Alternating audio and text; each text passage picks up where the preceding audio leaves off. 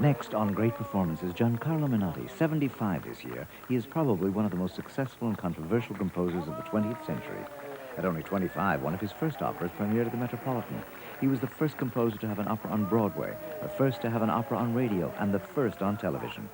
Twice awarded the Pulitzer Prize, he is also the recipient of the coveted Kennedy Center honors and founder of the Spoleto Festival of Two Worlds in Italy, Spoleto USA, and Spoleto Melbourne, inaugurated this year in Australia. In this anniversary year, he premieres a new opera on the life of the Spanish painter Goya, written for tenor Placido Domingo. What is the mystique of this man? How does he do it? What does he think? Watch Gian Carlo Menotti, the musical magician. Great Performances, the best in dance, music, and drama, is made possible by a grant from Exxon. Exxon, quality you can count on in the performing arts. Great Performances is also made possible by grants from the Corporation for Public Broadcasting, this station, and other public television stations. It is said that in the arts, survival is everything. Gian Carlo Menotti, 75 this year, is the master of survival. For Menotti, 1986 was a time of intense demand and outsized commitments. There was a new opera, Goya, to write, old operas to stage, 2 international festivals to nurse, and a third in Australia to be launched. As usual, there was not enough time, not enough money for all of his dreams. But again, Gian Carlo Menotti survived. This is a journey, the saga of a survivor, which takes us around the world from South Carolina to Australia and in and out of the minds and spirits of artists, friends, and observers of Gian Carlo Menotti, the musical magician.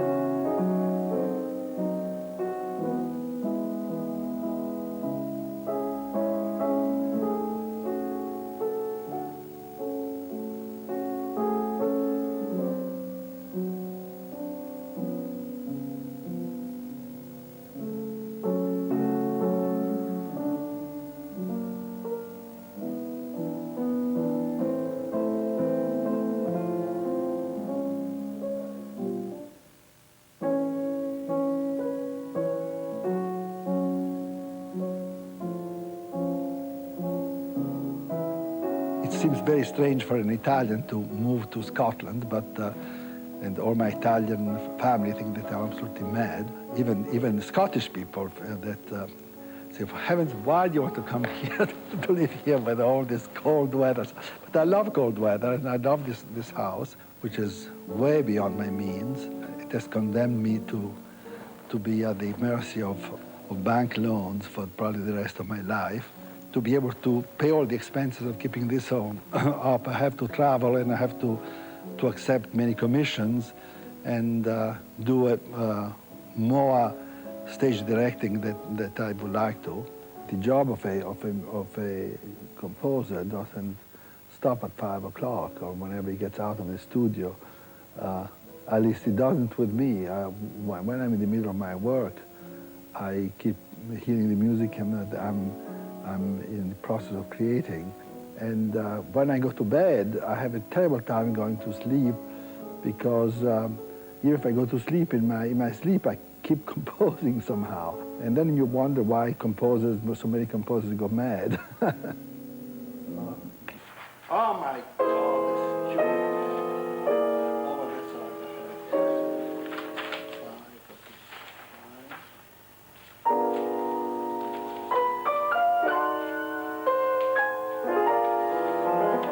As far as my last work, Goya, when I was asked to write the opera by Placido Domingo, I accepted because I thought it was such a romantic and exciting figure, and I always loved his paintings.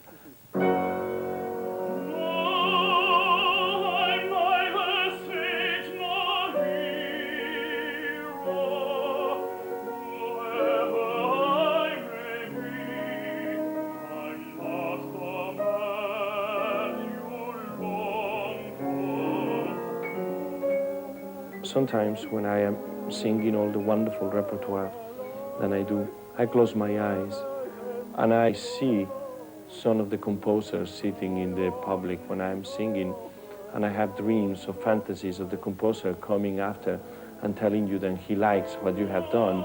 One is unlucky not to be able to have been born in the time that all these operas were written and meet the composer, but how lucky I am that I'm still can have one of the great composers of our time doing an opera for me.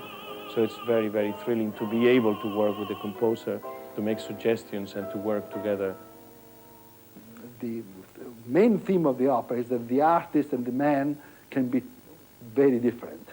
Yes. And that is the torment of this, that he cannot actually be, that she accuses him, and then at the end she says, well, after, don't feel guilty, but because done your work and you can die in peace. So now more or less I have all these mathematical things that, but you know, I keep always wanting to make it better, so I keep changing and changing every time. But the only thing is important that, let's say, I know that it's very difficult to what you call to time. But tell me when you is need your the inspiration. Tell me when you want the whole thing in your hand. But Giancarlo, the thing is this: obviously, you need a certain time to study it. But we are musicians, so we can learn it and study and so on. But the important thing is to be able to revise, to see which things they could be changed. You see, in other words, if we get everything by September, it's no time to change it. You know, it's too late. So I don't know how. If I have now all these, and I had already the first act, and then the third. And then the third, I'll just give you that in let's say by the middle of July or at the end of July, I'll give you that. I'm afraid that's my personal feeling, but then, of course, they need, all the rest of the artists and orchestration.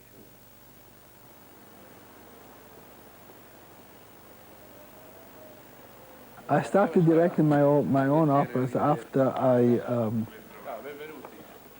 saw what the Metropolitan did with my second opera, the Island God. It was not a good opera. I don't mean to say that it was ruined by my stage director, but it could have been better directed than it was. And whenever I tried to make suggestions to the stage director, I was scolded by people around me saying, "But you just be quiet. Let the stage director do that's his business." And then I told myself, well, if that is his business, I certainly can do better than that.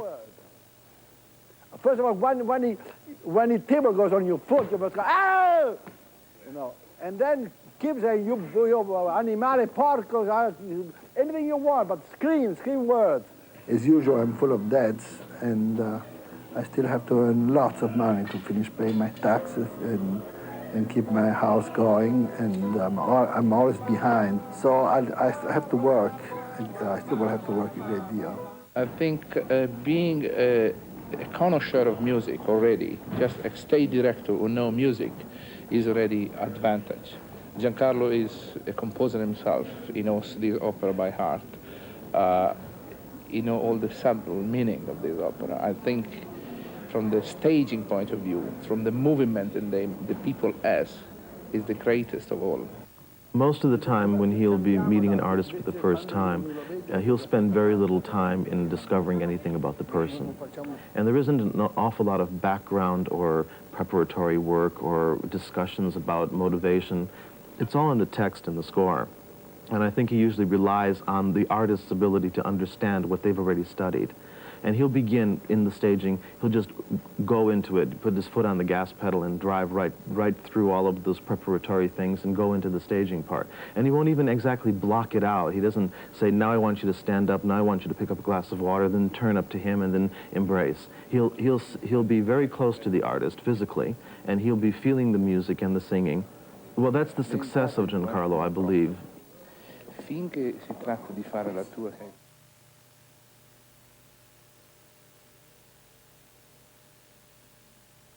The first opera I wrote, I don't remember how old I was, but I was little. I must have been 9 or 10, and it was called The Death of Pierrot, and it was a very tragic opera.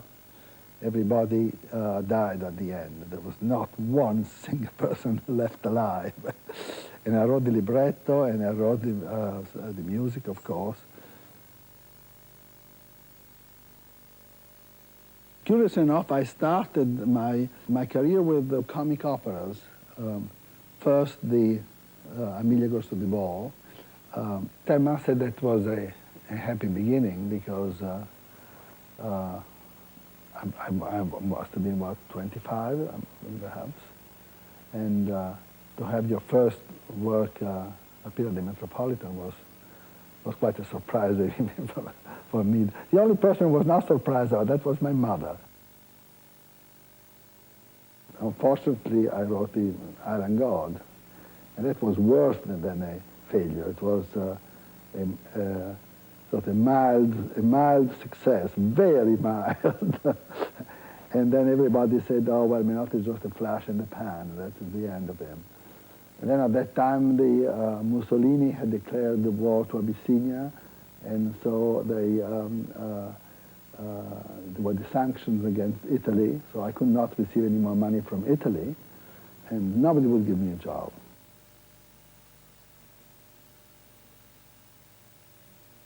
My friend Ephraim Zimbalist, Jr., came to me one day and he said, listen, I have a musical written by a friend of mine, and he'd like to get it put on Broadway. And I said, what is it? He said, well, he was a little embarrassed to tell me about it. He said, well, it's a musical, sort of an opera, and it's written by a man called Menotti. I said, who? He said, Menotti. He's a teacher at Curtis Institute in Philadelphia. I immediately had the image of this gray-haired fellow with pince-nez and teaching do-re-mi to Curtis music students. And a few days later, he brought me this score of an opera called The Medium, and a little piece to go with it called The Telephone, a sort of curtain raiser. And I was just absolutely enchanted by this charismatic character, who called me my producer right away. And that flattered me very much. I was a rotten little actor. Suddenly I was now a producer. I said to Ephraim a few days later, let's produce this ourselves. Well, what can we lose? We put it on for $30,000. And nobody came. We had no stars, and we lost a fortune. But we didn't know any better. We kept it going because we liked it. And Gian Carlo took a room at the Edison Hotel so he could look out of the window to see people come and buy tickets. This was his first effort on Broadway. And he'd spent all day long with that long nose of his hanging out of the Edison Hotel looking at the box office at the Ethel Barrymore Theater. And every time somebody would come to buy a ticket, he'd write it down on an envelope. Chandra to me said, if you can get Toscanini to come, then I think that will come in the papers, and then the musician will be very curious to know, because he never went anywhere. He never went to any operas or any concerts. It was very difficult to get him. So as I knew Toscanini well, I knew what a difficult man. He always liked to do what people would tell him not to do, or not to do what people wanted him to do. So I wrote him a note, and I said, of course, I know that you will not come because it's much too busy, and so, but I feel it is my duty to invite you to come, and I will understand if you cannot come, and so on. And then, of course, I got the kind of answer I wanted. He said, why do you say I will not come? Of course I will come. And then, of course, that made a big sensation. And then after that, we sold almost every performance.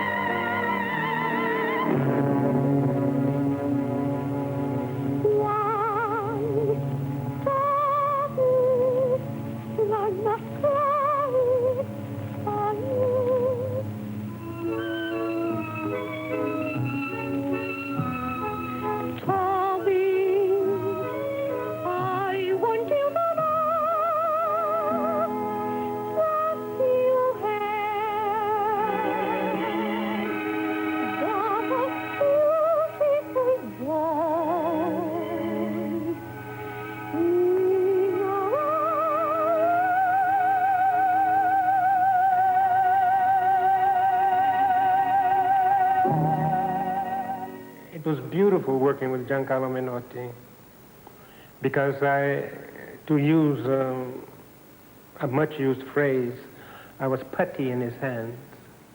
He did say to me during these first moments that the reason he chose me was because I had had no real sophisticated training as a dancer. I moved like an animal, naturally. That is one of the things that he wanted out of Toby.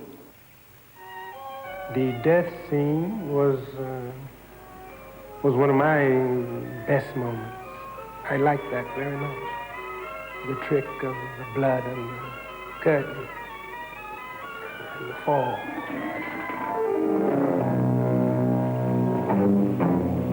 Who's there? Who's there? Answer me! Monica! Monica! Is it you? Who is it then? If you are you, but answer me! Who is it? Who is it?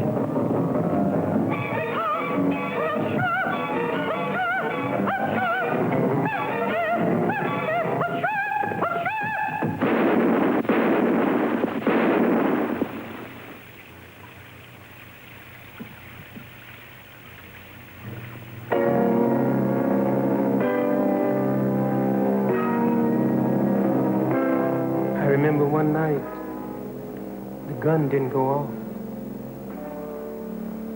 And I had blood already, and I couldn't put blood on the curtain without a gunshot. And Marie Powers, who was playing Madame Flora, threw the gun away, walked over to the curtain, and with both hands grabbed me by the throat. And she threw me like nothing onto the floor, choking me all the time. She got the biggest hand of the whole run for that. When I realized that I couldn't do it anymore, it bothered me. Of course, you can't live forever being a young Toby on stage. But I loved that. I still love it. And because it was a beautiful fairy tale. It was a beautiful thing. And the moment that I realized that I couldn't do it anymore, I was a little sad about it. All the composers were fascinated by this experiment because, you know, contemporary composers have a hard time with the conventional opera houses. And the idea that suddenly a composer could find a place to give his operas with a good orchestra, with good conductor, wonderful singers, and have an audience every night was something that then any composer would envy, you know. But although the experiment was a success with the medium, it was even a greater success with the console.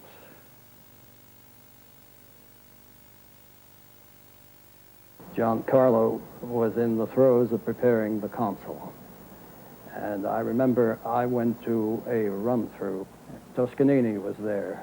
We sat quietly and listened to the run-through. No costumes, no scenery. And then came the moment when Patricia Neway, who was the lead soprano, sang that big aria, To This We've Come. And I've never forgotten the impact on me. It was hair-raisingly dramatic. And I took a look out of the corner of my eye at Toscanini, and the tears were beginning to roll down his cheek. I think that it's the finest thing to be able to know that when you get that To This We've Come handed to you, that it was not necessarily written only for you because it would have been written anyway, but it was written because you were there and your person influenced that, and that is a permanent record.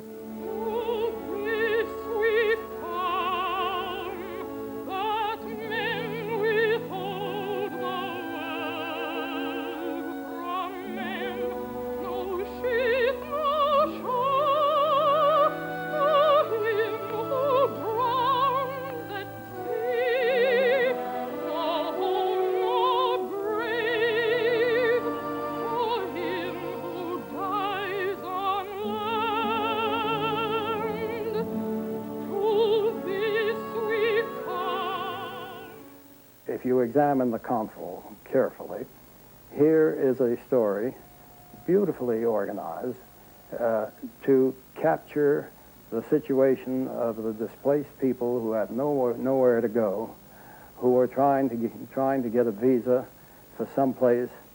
The consul never appears, and that is a perfect metaphor for a soulless bureaucracy. And of course, in the late 40s, there were millions of people in the dilemma of the people in the consul.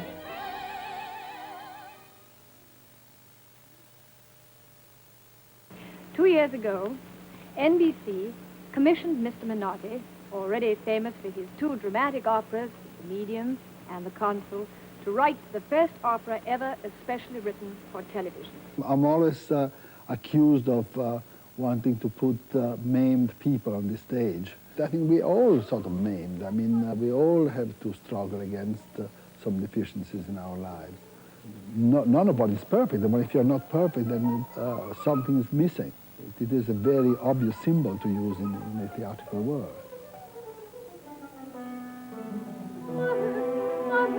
Mother, come with me. I want to be sure that you see what I see. What is the matter with you now? What is all this talk about? Oh, get it then.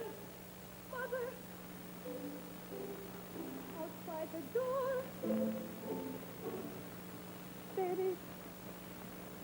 there is a king with a crown.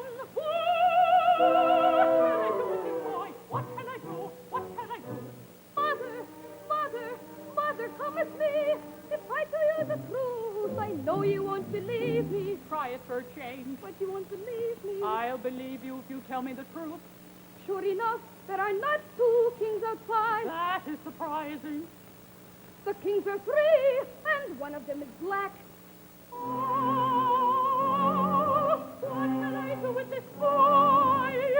If you were stronger, I'd like to whip you. I knew it. I'm going to the door myself, and then, young man, you'll have to reckon with me.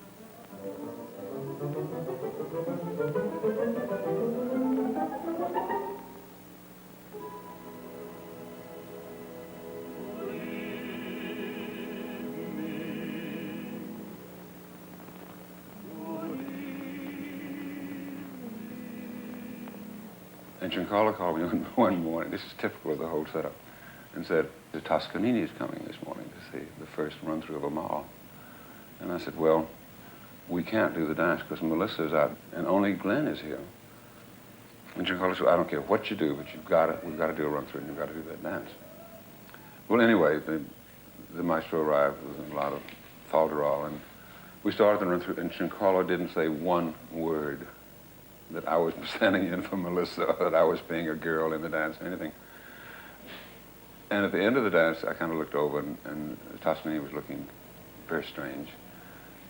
But then at the end of the run-through, when the whole opera was finished, he looked straight over at me and he blew me a kiss.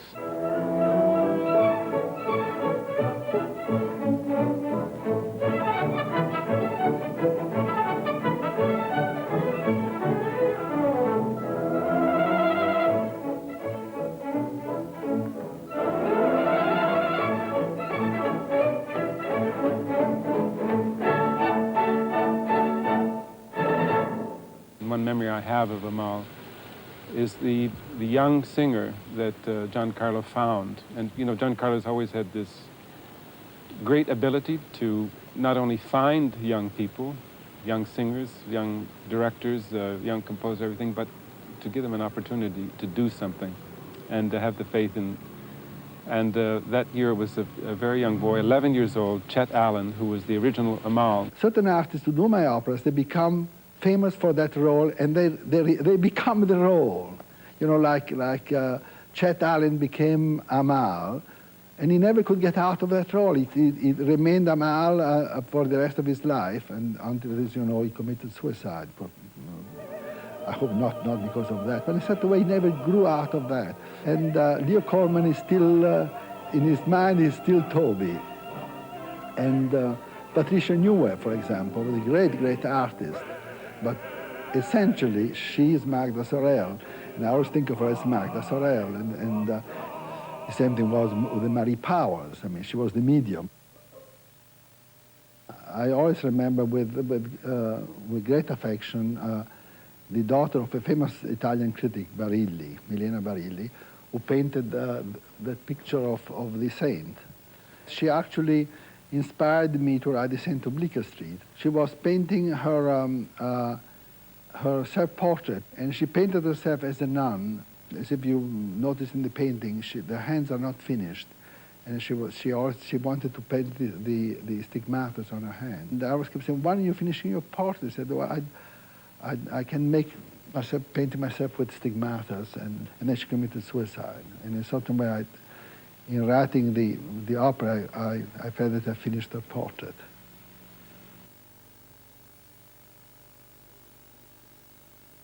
I wanted to produce it, and Gian Carlo got the idea that if David Merrick produced it, who had produced all these big musicals, that he'd have a nice long run. And that was a mistake because he was impatient when he saw that the reviews were not as enthusiastic as they were for the concert or for the Saint of Bleecker Street or for the medium, for that matter. And it ran 4 nights. And David Merrick closed it after 4 performances. Chandler and Ephraim still blame me for it because I let him do it. They wanted to do it.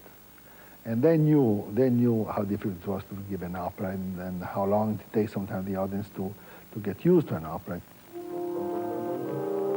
I will pose for you as long as you like.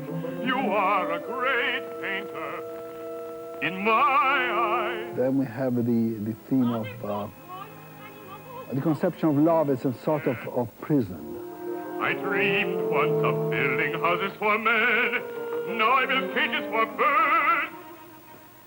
Yes, I see them, but they are all empty. I build them to make shapes, not to hold a prisoner. But then, what do you do with them? My mother pretends to sell them in the village to keep me busy. I know she lies. The attic must be full of them. I always imagine that love is a sort of illusion, that I'm talking about physical love, about sensual love. We invent the person that we are in love with. We only love the person we imagine. And when that illusion is broken, love finishes. And as long as we have that illusion, then we're imprisoned by it. Will you then take one? May I? Oh, I love this one. But be careful. The cage you take already holds a prisoner. Therefore take care. Therefore take care.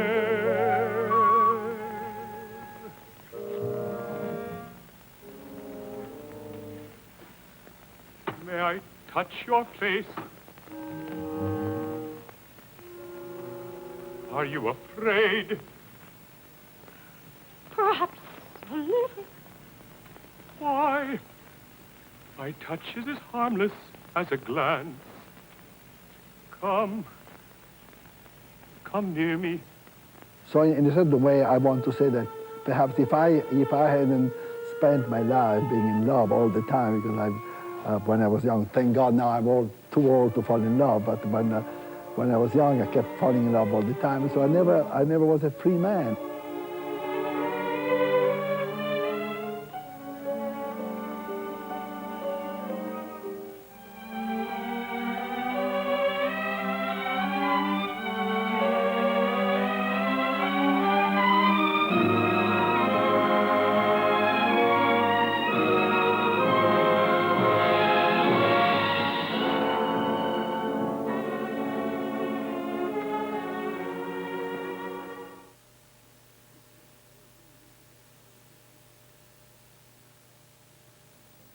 It was always very difficult for me to get Sam Barber to come to Yesta. But when he became very sick, I begged him to come and stay here. So he decided to come here, but he was very, very weak, and he had changed very much. And while he was here, there is a painter in Edinburgh. I asked him whether he would let me ask this painter to do his portrait, and Sam agreed. And the portrait is very good, but I find it rather depressing because I don't like to remember Sam like that. It doesn't even really look anymore like Sam. I adored Sam, and he was a great influence in my life, and I hope that I was a great influence on his life. For me, it was very important to meet Sam, because Sam was about the only person in the whole school who spoke a bit of Italian and French. So when I first moved to Philadelphia, of course, I felt very frightened and lonely because I had never been away from home. And I used to go, I must say, I learned my English at the movies. I used to go sometimes to 2 movies in one day. It was just the beginning of the talkies. So it was, they have only had very few phrases. I met Gian Carlo when he came in Philadelphia to study at the Curtis Institute, where my father was at that time a teacher of composition. And he had a letter of introduction of Toscanini and one of Serafin. Maria Teresa was like an older sister to me, and she was the necessary link for me to approach to get near to my teacher, because Mr. Scalero was a very formal teacher, and always kept a certain distance from his pupils. With Sam Barber, we decided to buy together a home in the country. It was not only with the help that we both contributed to buying the house. I must say that we also helped considerably by Mary Curtis Bach, who was who founded the Curtis Institute, and she helped us to buy the house. And Mount Kisco, of course, it was not a particularly beautiful house. It was a rather strange house, but it was perfect for what we wanted. It had 2 separate studios, one huge room where we ate and received, and it had a very strong atmosphere. You know, Sam was wonderful in that Sam would sit there, and at 9 o'clock he sharpened the pencils, and at 9:30 he composed, and at 10:15 he took a break for coffee, and at 12:30 he took the walk, and then he had lunch, and he had a nap, and then he composed from 3 to 6. You know, that was Sam day after day. Gian Carlo is the total opposite. And I must say that it was a house in which I spent very exciting years. First of all, because I composed most of my, my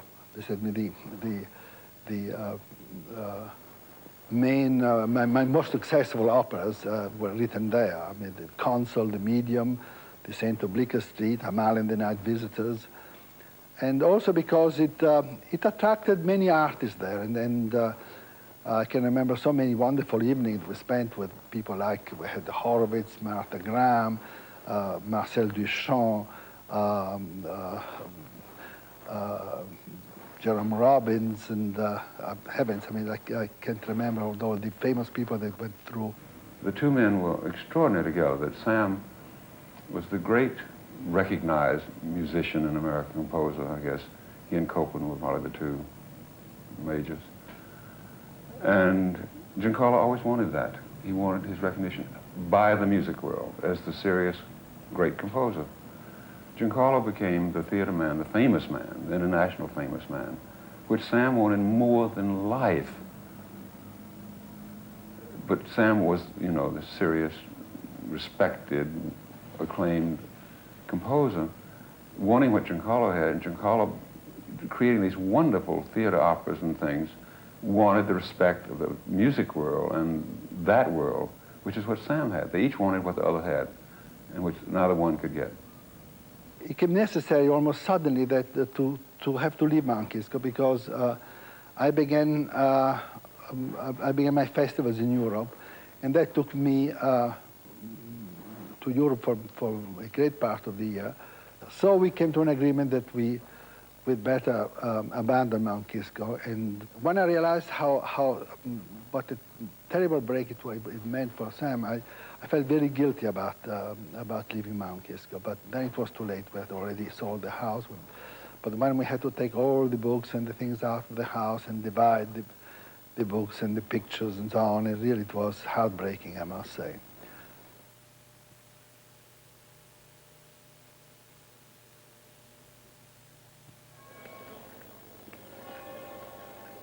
I wanted to have a small city that I could help somehow. I wanted to find a place that will somewhat satisfy my need to be needed. You know, I suffer from a chronic guilt complex. So I wanted to find a small place where I could do some good. Robert Graves had an extraordinary daughter who was a journalist called Jenny Cross. And she had a 12th century tower in Rome and entertained every interesting person in the world at funny 3-stage parties on this tower. And one night she had befriended me and she said, "Come, Alicia, and meet this young composer who wants to do something quite impossible." And he mentioned Spoleto, and I said, well, at that point I was racing Porsches. And I said, well, I'll drive you up in my car. It's the first and last time I ever drove Giancarlo in my car. And we went to Spoleto, a completely disinherited, shabby princess, which everyone had forgotten. I mean, it was a real shock to come from New York City, to come to this small, noble, mysterious Italian hill town. When I first arrived, I came by myself. The taxi at that time, which I took up to the top, was a horse and carriage. Because there was very little hotel space, we were encouraged to find space with families. I remember a woman in one place. By then, we spoke a little Italian, but one man spoke, and the explanation was she could not understand why we would not take this one room, the 5 of us together. What was the problem? And I went, well, could we have one room with the 4 gentlemen and one room for me? No, they didn't have that kind of room. We were like, okay. Finally, we ended up splitting up everything as best we could and trying to find various places. I remember everybody going, I think that's Italian, Colleen. I mean, what is the problem? We were living, you know, in the rooms and apartments around the old Spoleto. So anything we did made news. And like I remember when in Rome, we'd gone to the flea market and we all bought these wonderful woolen things we thought would be great for rehearsals. And we were rehearsing the Carmeliso and it'd come out in the Duomo and the Piazza on the breaks. Well, what we had was Italian underwear, woolen underwear on. The Italians quickly got in touch with Giancarlo and said all these dancers were sitting around the Duomo in their underwear, you know. It was a very, very small little town. You could not help but know what was going on. And you were also very interested to know what was going on in the other theaters, or what was also going on in your own theater. I think Visconti was doing a work for us at the same time. There was dance going on in the small theaters. There were experimental groups. There were orchestral groups. There were chamber groups, as happens all the time there in Spoleto. And this sense of these amazing things happening in this amazing town. In the early years, I remember he brought a Zulu tribe into to do dances in the Teatro Nuovo, and of course the women wanted to dance bare-breasted, and the local bishop insisted they had to wear pasties, and Gian Carlo, all of us got an enormous kick because the women in the company would dance, you know, with all the vitality they could to see if they could shake the pasties off. The biggest problem we always had has been the financial problem. We never had any problem to organize as far as concerned in an artistic way, because we've been always very lucky to, with the artist, with the company that we have invited. The good thing, too, is that you didn't realize what you were in the middle of. You didn't, and that is also very good for you. You don't know that this is the beginning of something. For me, it was, my career was just breaking through and beginning. So it all seemed perfectly natural that all these magic things would happen. And it's also that good time in your life when you don't have any money and you're not earning any money. I mean, when we went there that first year, it just kind of sprang out of the ground there. I mean, it was just, and it was there. And everybody was, somehow that atmosphere, you know, you don't remember tremendous fights, you don't remember jealousies, you remember a lot of laughing, a lot of partying. It was as if we were completely isolated from the rest of the world. Tommy first came to Spoleto with Gian Carlo. Tommy Shippers was very young at that time, maybe 22, 23 years old, incredibly full of charm and very handsome. People in Spoleto, in the beginning, were more fascinated by Thomas Shippers than by Gian Carlo Menotti. And the way that he represented the American youth, health, and beauty, and talent, because Tommy gave you the impression of all these things together. I told De Sabata, who was then the artistic director of La Scala, then I wanted to have the St. Oblique Street conducted by this young American. He said, well, you're out of your mind. This boy, here again, he was only 20, in his early 20s. I said, nobody's ever conducted a La Scala at that young age. And besides that, he's not even an Italian, he's an American. Are you crazy? And I said, either you do it with this young conductor or I'll go to another theater. When he died, first his wife died, and when he died, it was just that something just went away with him. I remember him to this day, and as I walk around the streets, I remember certain places we would sit sometimes. He would put his arms around young people and say, come on, let's go and have something to drink, something cool, and let's just talk. What do you want to do, Cheryl? He would tell me, what things do you want to do? What are you interested in? I think you can do this. He gave you courage that you could do many more things than you really could at the moment. And I miss him. He left a rather bitter memory, because when he became famous, I mean, I helped him so much when he was young and famous. He seldom performed my music, and again, he felt embarrassed to recognize that I helped him so much when he was beginning. I mean, he was not. I don't feel that he was a grateful friend.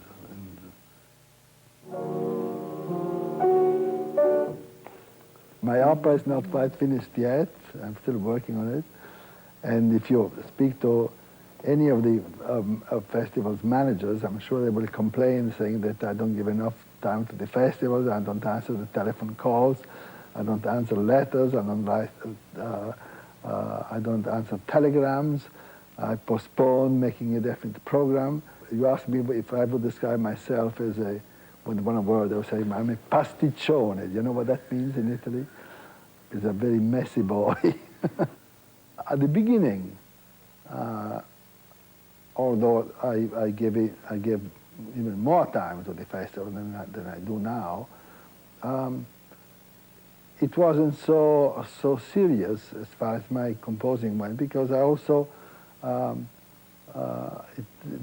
they kind of nourished my inspiration. I mean, by being involved with so many other artists and so on, and they got me excited. But now I don't need that sort of instigation to go ahead. I mean, I know that I don't have that many years to live, and I don't need to be reminded that I better work as fast as I can. Gian Carlo's idea that he had when he phoned me was to present an hour-long concert every day of the festival, different music every day. He said, let's don't tell the people what they're going to hear. Let's let them find out once they get into the theater. Maybe no one will come, maybe I'll be the only person there, or a few artists, but let's give it a try. Try to make them informal, and the most important thing is to find brilliant young musicians to present them in Europe. Cominciamo oggi con un pezzo che è stata una richiesta dall'anno scorso. We're going to begin with a piece which was a request from last year, the Brandenburg Concerto No. 4 by Johann Sebastian Bach, Concerto Brandenburghese numero 4 di Johann Sebastian Bach. I suonatori, Paul Robeson, flauto. I came originally as a player, not as a director. I was a player here, and it meant a tremendous amount to me. I learned a lot. I worked hard, and it was playing in Europe, which I had not done before. It meant everything to me, as we hope that it does to all the young players who are playing with us now.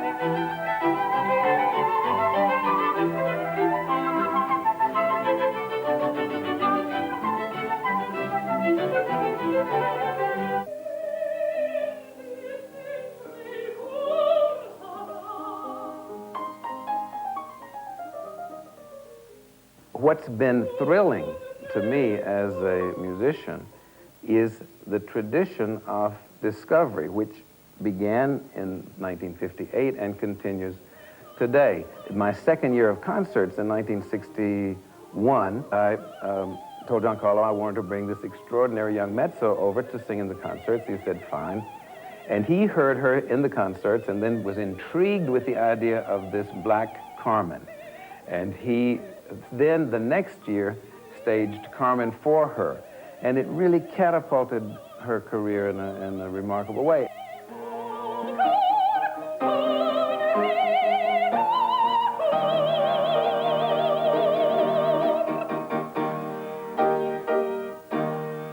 My first Carmen that I did in life on stage was here in Spoleto, and I got to know him as a director. When I look back at the other Carmens that I have done, I remember with great, great pleasure what I started and what I began to learn from Gian Carlo about Carmen and about opera and about staging. But it was because of the man and because of the faith that he had in me that I'm here today. For Gian Carlo's 75th birthday, what can we give this man who's given so much to us, who's changed our lives, who's made us think about things in an entirely different way, a new way?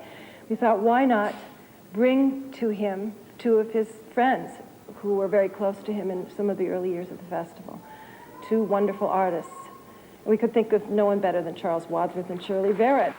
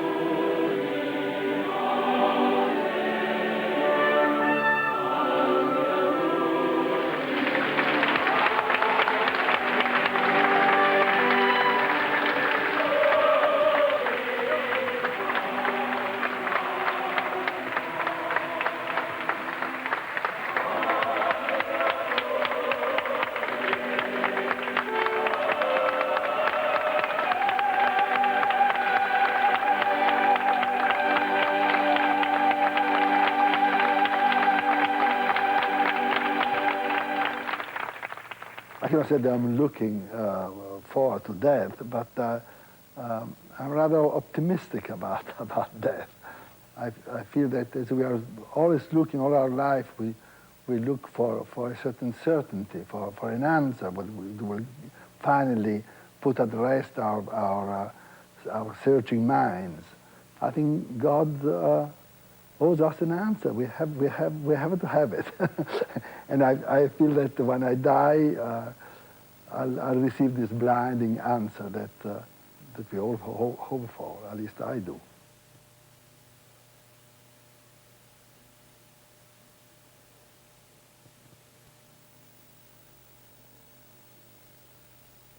I haven't seen the Labyrinth now for many years, but I also have a soft spot for that little opera because it is the only opera I know that was really written for the cinematic technique.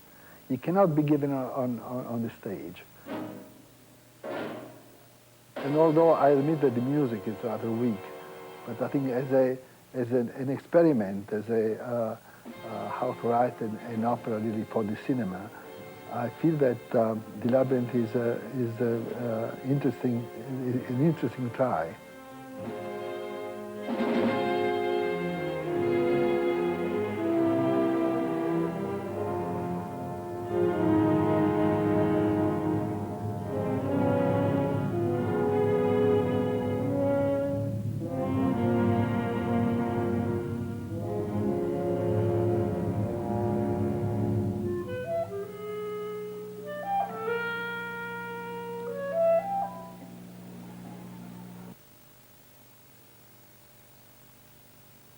In The Last Savage, in the second act especially, I make fun a little bit of some of contemporary music and contemporary art. When I lecture about music, I always shock my young audience because I tell them that art doesn't have to be understood. It must be loved. Before you can understand something, you must love it.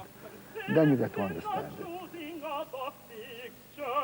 That brings out the true artistic texture.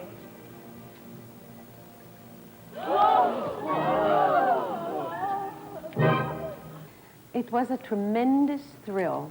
I believe one of the highlights of my operatic career, because Gian Carlo was not only the composer, but also the stage director.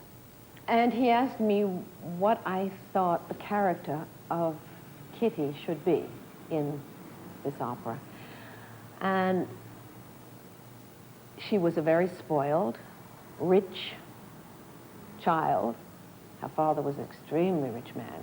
But she also had some intellectual curiosity. She wasn't too flighty. She was an anthropologist, and that's what she was bent on doing, finding the last savage. Find someone else to lure into this stupid world. You find your idols, I'll find myself alone where it is peaceful.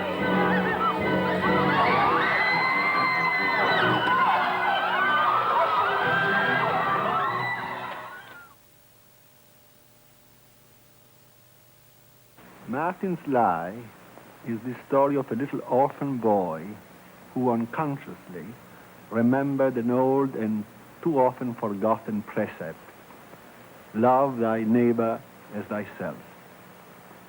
In sacrificing his own life for another, Martin makes of love a greater virtue than either truth or justice. Now, Martin, every time you lie, I shall tell the executioner to move one step towards you.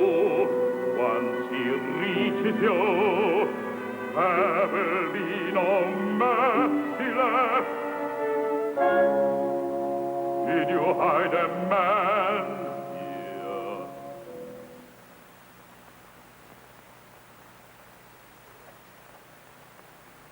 No. Listen. Whoever he was your father.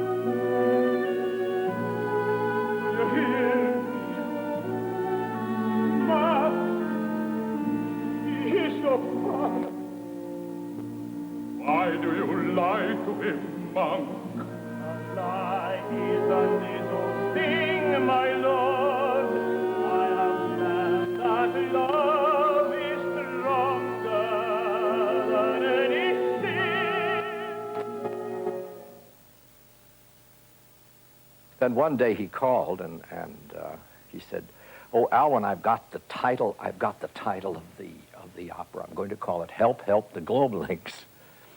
Well, this floored me because I couldn't see how this title could tie in with the synopsis that he had given me. It was,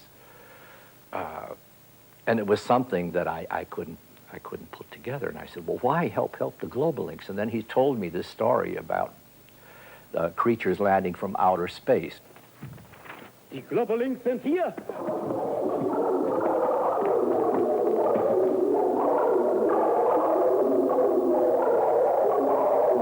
The only choreography I did with him was actually to electronic sounds.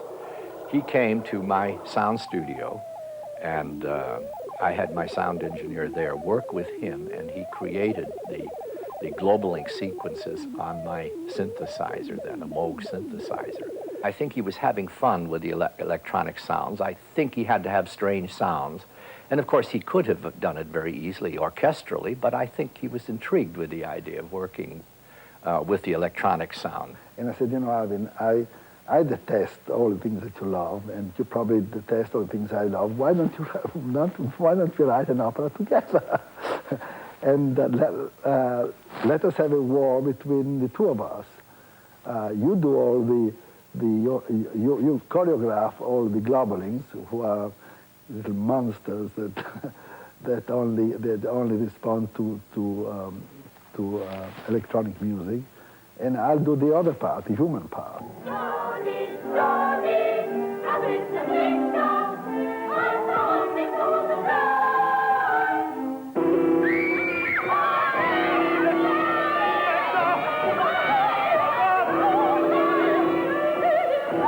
I must confess that I think that I did not win, but that Nicolai's won, because the children adored the Globalings.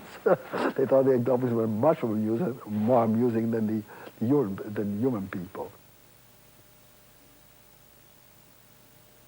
In La Loca, because again, she loves she loved three men in her life.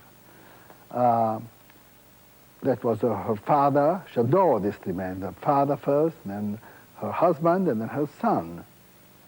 But in a certain way, that's why I have only one singer do the whole three roles, because I think she loved in those three men, one man, always the same man. She had great faith in them, and she was put in prison by all three of them. She was kept in prison for over 40 years.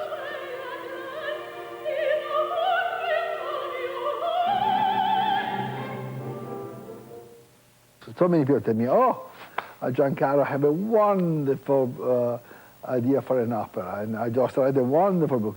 But there's no such thing as a good subject for an opera. A libretto must simply inspire a composer to write good music, and each composer is different. I always take the example, imagine if Wagner would have set Madame Butterfly into music, what a disaster would have been, or if Puccini would have tried to do Götterdämmerung. I mean, it's a very personal choice. Well, I think people have long had this prejudice that chamber music is highbrow, that you have to be sophisticated to really be able to enjoy it. And Giancarlo adores chamber music, has always adored chamber music, but because of his tremendous activity in opera, he was never really able to begin composing in chamber music till later on. But he has involved himself in other musical forms and has written some of his strongest music in these other forms. The works with chorus, orchestra, and soloists, often following religious texts, have been very important in his output. He's written a marvelous violin concerto, a piano concerto. And it's a real pity that the world of music, because of its enormous focus on the great operatic works of his, they have not focused on this very sensitive area that exists in his musical personality. I think Gian Carlo, after a proper passage of time, will be seen from a different perspective. He is a creature of his time in the sense that he wanted to reach a large audience. He wanted to reach a larger audience than the normal writer of operas is likely to reach. And he's done it. And he's done it not at all meretriciously. He's done it because of the worth of his works.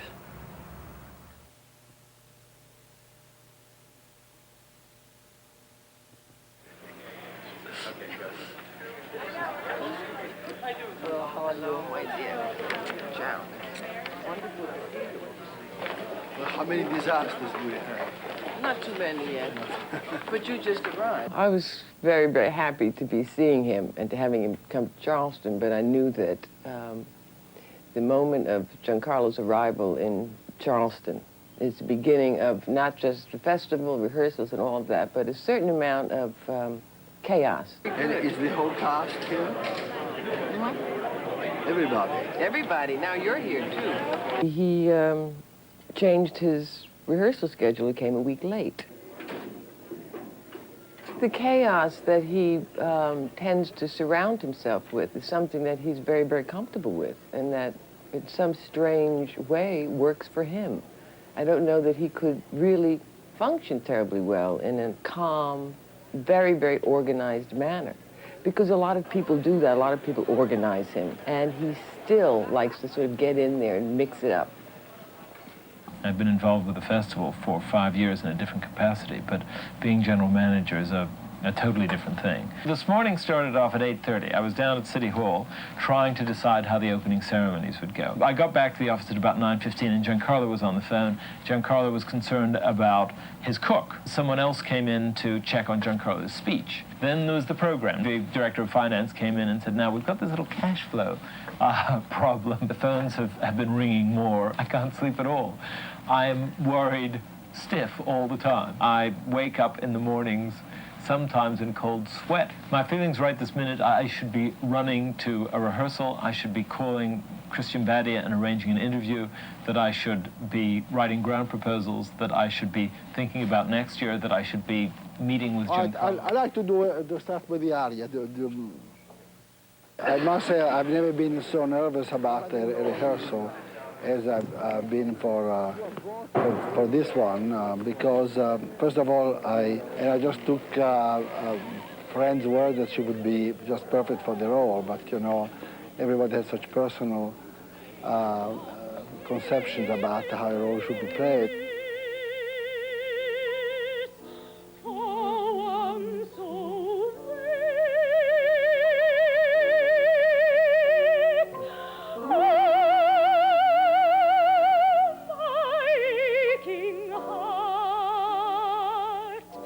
And I was concerned, since Gian Carlo arrived as late as he did, that we wouldn't have enough time to really put it together. Also, it's a very emotionally and physically demanding role. And that meant that we had to condense what I thought was going to be 4 weeks of rehearsal into about 10 days.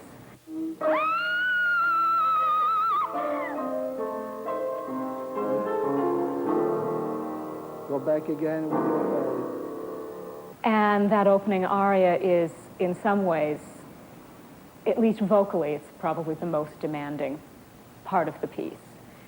So to start with that, and of course I think the very first thing he wanted out of my mouth was a scream. Where am I? Who are these people? So many directors, before you begin, they go into very detailed psychological analysis of the character. They ask you questions. They tell you what they're looking for. None of that ever happened. Here was the composer of the piece, who obviously knew exactly what he wanted, and I didn't have a clue. Dreadful presentiment. among the people. And they're all Come around. around, yes. Okay. You don't see them. I don't see You don't them. see, you just go like this. Go on, go on. I'm still playing with my singers to find out how they feel about the role. I don't stage them yet. I just let them find their way. What are they waiting for? When you're allowed to discover things for yourself and let your personality, or the elements of your personality that you choose to show through, then it's very easy to make adjustments, and you feel like you're really doing something.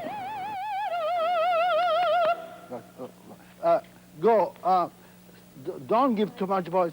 Let your voice, where am I? Go, get out here. Then don't say the ah already there. Start it here. I see. Okay. So you can hold it. All of a sudden you see it. I haven't yet asked her whether she really believes in her role, whether she believes in Saint, whether she thinks that she's an hysterical girl or whether she's really a saint.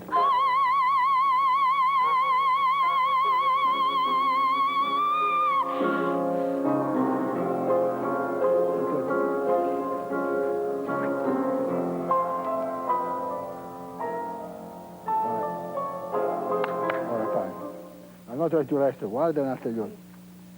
When, first of all, take your diction. You must do more with your diction. Okay. And you must also change more the color of your know, voice. Now you I do know. everything. Yes. I hear somebody when you vote the Virgin, your voice should become more human, you know. And take away, not acre. Take her. Okay. And the words you must even if you sacrifice a bit of the voice, but the words must be. And then I want to that part of the version should be much more telling. I mean, it's too you just sing your voice and you don't think about what you are singing. I want to see the tears coming down your face. Yeah.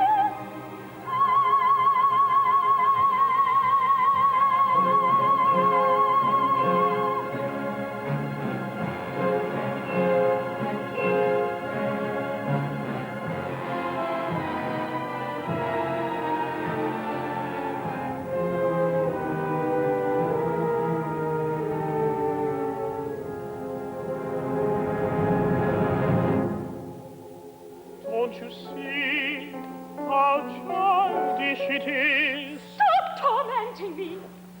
Do you remember at school? No, stop it there. Correct.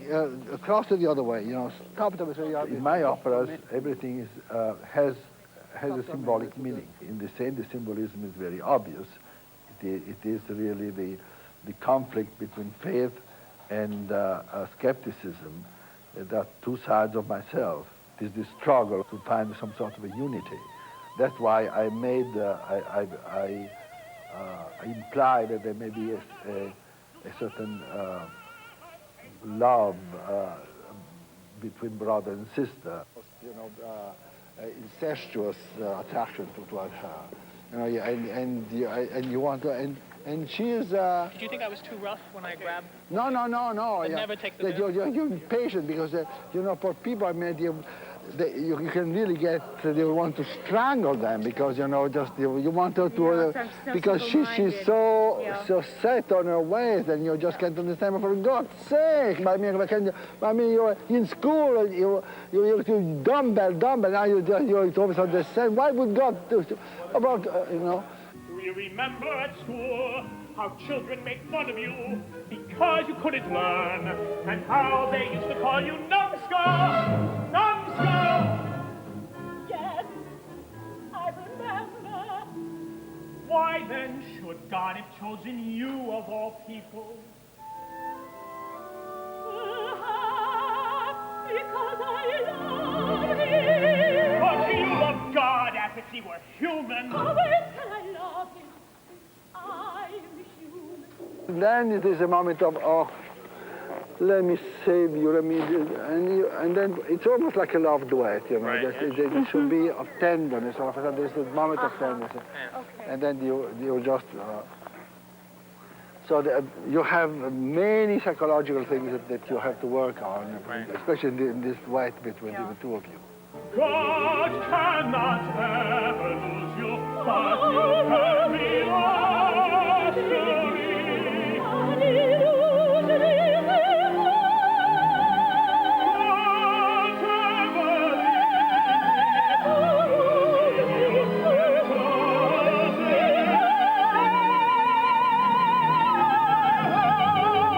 As a skeptical person, I yearn from the side of myself who believes and was very moved by religious experience, and at the same time, the other part of me, which is Nina, yearns to get free of all that and be able to agree with the more intellectual part of me, which is really completely skeptical. The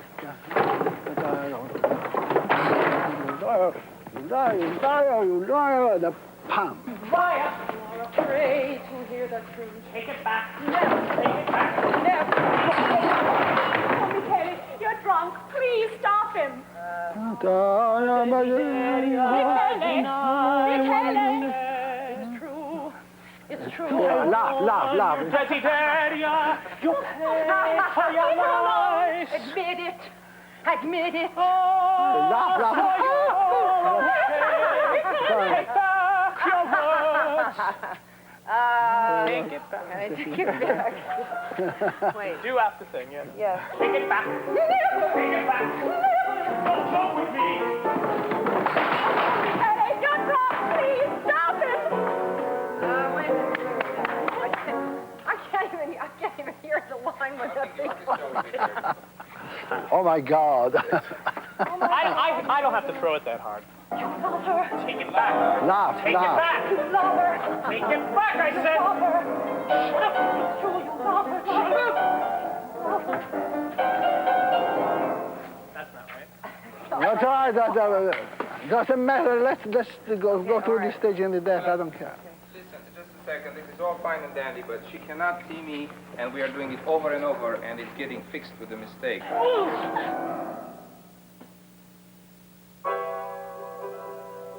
Go, leave it alone. Now take a step forward. Now put it back in the hair. Stay. Now.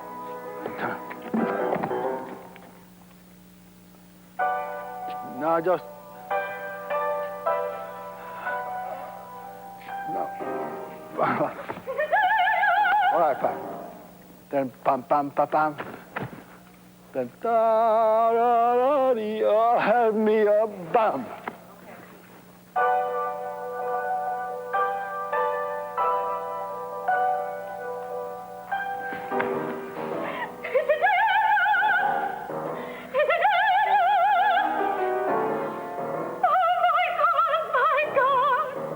Put your hand here. Okay. But if you go like this, you don't go like this. Okay. And then with this hand, when he said, I'm afraid, Nina, just don't move. Leave your body. Just use the hand, I'm afraid. Just after I finish something.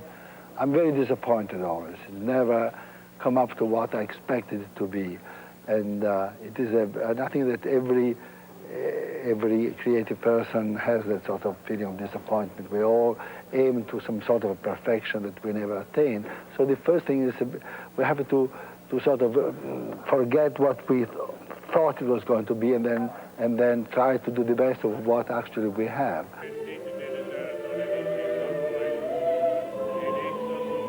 What the opera says at the end is that, in a certain way, faith is a gift of God. You cannot reach faith by reasoning.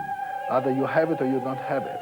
And I think many of us, I'm cursed with half of me having been blessed with faith and half of me doubting it. And this is the struggle that's been going on within myself for many years. Many of my friends who are believers say, "Oh well, I know you're just like most Italians. You doubt, and then at the end, when you're about to die, you're going to call a priest and have confessions." But I doubt it.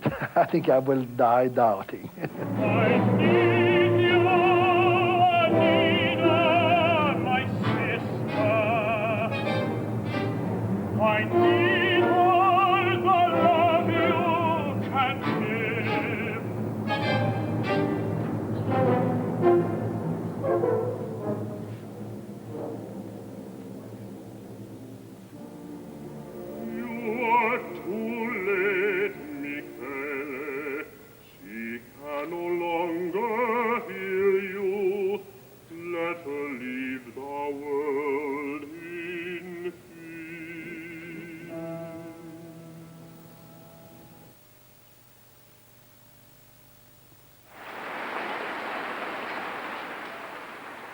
I've come now to the end of this festival, and I must say I'm very happy because it has gone very well, but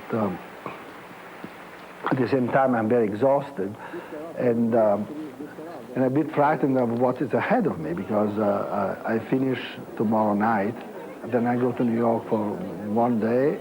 Then the next day after that, I have to go. Then I'll go to Spoleto. Then I have to come back to Rome the next day. All during that time, I hope at night I'll be able to work on my Goya. Then I leave for Australia, and I started all over again down. When I was a child, I was incessantly told by my parents, "Giancarlo, stop dreaming." So for a while, I stopped dreaming, and nothing happened. So secretly, I resumed my dreams, because I found out that if you really believe in your dreams, sometimes they do happen. But even then, in my wildest dreams, I never thought that one day I would be inaugurating a Spoleto Festival in Australia. I think the festivals are a big waste of his time. Because, I don't know, I think that the festivals are just a thing of the present. They won't really last. I think they'll just, they're here today and they'll be gone tomorrow probably. And I think that his music is much more important, And I get into a lot of trouble with his so-called friends. I think they're rather false, who push him in these directions, and take him away from his music. And I don't think they really believe in my father's musical genius the way I do. And that's why I really love him, you see. Then there's Chip in my life, and my adopted son, it was certainly was a huge influence in my life, because it was, in a certain way, a breath of fresh air. Is a very difficult. I still call him a boy. He's a man now. He's a married man, but I mean, I always consider him a boy. What I love in him, especially his candor and his love for truth. He will never lie to me, even if he has to say the most cruel thing, and he will always tell the truth.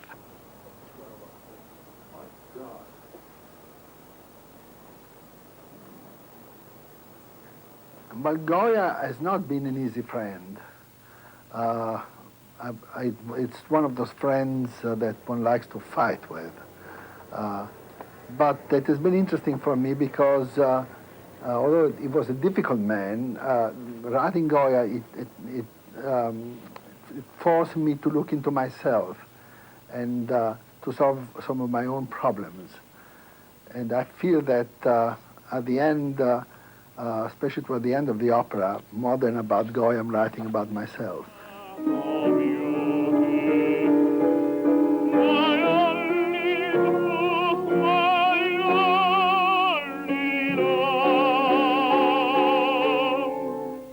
this is well, it's first staging rehearsal. We have rehearsed musically so far.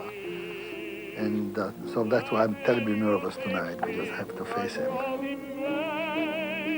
But tonight I'm going to give him the definitive score, and I don't think I'm going to make any more changes after that. Because this is life, this is life. I remember one conversation at the last festival. We had lunch together, and we were talking about deadlines and getting music out of him. And I said to Gian Carlo, do you remember a year ago, Gian Carlo, just about this time, we met in Paris, and I told you that we had to have the opera by January 1st of this past year. Otherwise, we were going to substitute another one. He said, yes, I remember. And what did I say? You said, no problem at all, Martin. And Gian Carlo looked at me with a twinkle in his eye and his usual charm and said, did you believe me? Yester is a wonderful place, and it's so peaceful and green, and it has this wonderful silence, which is good for his composing. And I wish he would spend more time there and compose. Many people think it was irresponsible of me to bring my father here or encourage him to buy this house. But I think it's, I feel that Yester is a monument to his music. And I don't think anything is grand enough for that, really. Well, among my dreams, probably my very last dream, is that of building a small theater in the park around about this house. So instead of my having to run around looking for stages, I like to bring the stage to me. Not to have another festival, God help me, but to find every year maybe 10 singers and a few actors and maybe 2 conductors, 2 stage directors, and 2 stage designers, and experiment and train them and find them a place to live around in the little town here and work together like a family for the whole winter. Then I can send the results to my 3 festivals, so that we work here, and then the young artists have a chance of making their debut in Italy, in Charleston, and in Australia, which is it's a marvelous dream, and but I need well, a couple of $1 million. $1 million will do.